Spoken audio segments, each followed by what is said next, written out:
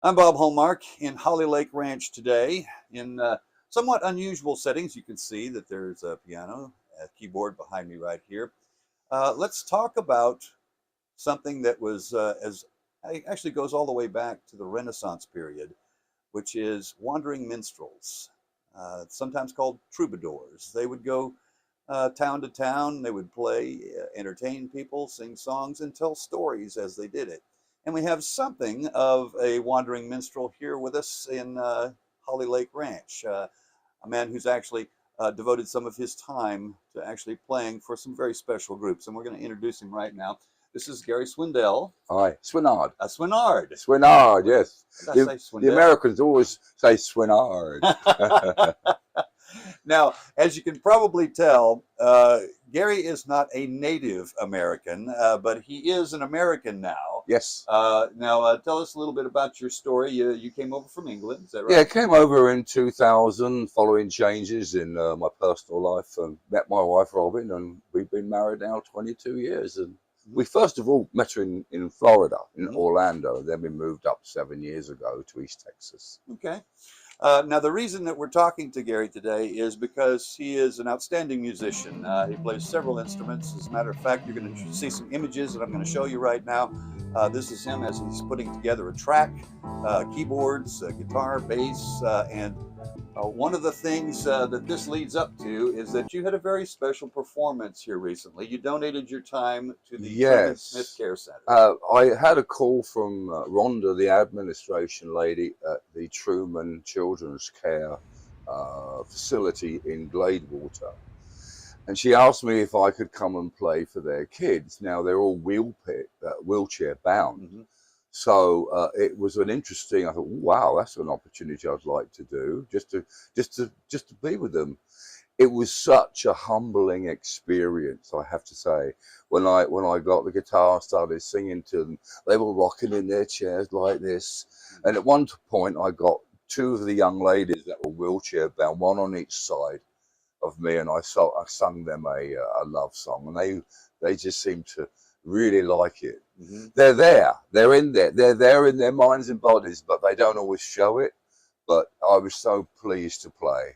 Is that one of the reasons why you chose? Now, I know that you have, this is not the only time you've ever done this. You've played for different groups before because you wanted to. Yes. Yeah, I played in England. I was a member of a charity called the Golden Lions Children's Trust, which was sponsored by British Caledonian Airways back in the late 70s. So what I did was I was called Gary Guitar, and we used to hop on the planes, and the staff from the Airways would take them away for the day to a Cardiff or Edinburgh or 2-hour flight or something, and we would entertain them whilst on board.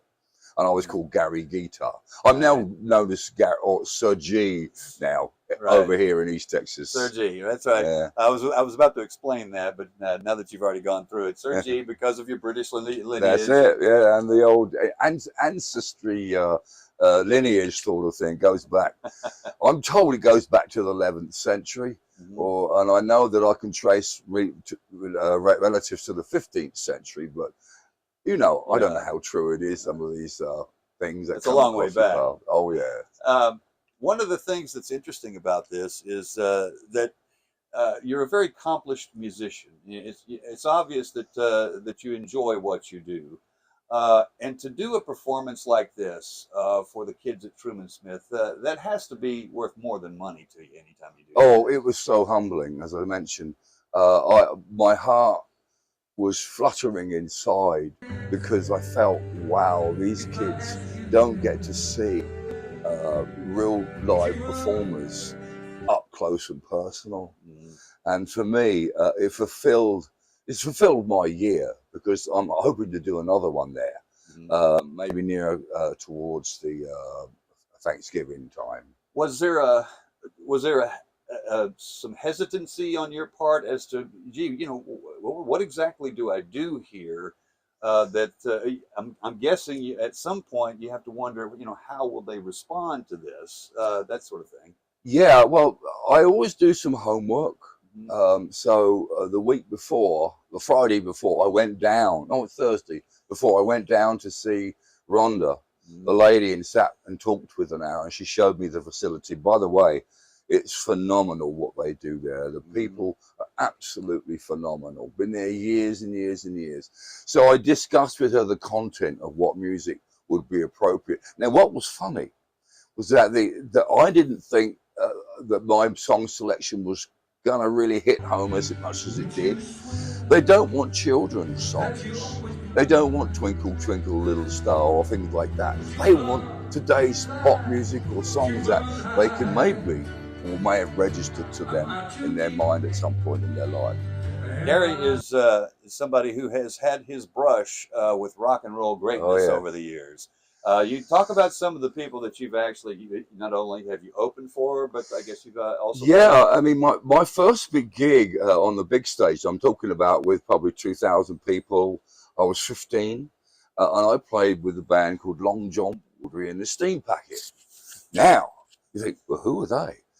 One of the guitar players was none other than Rod Stewart, and the piano player was Elton John, Reg Dwight.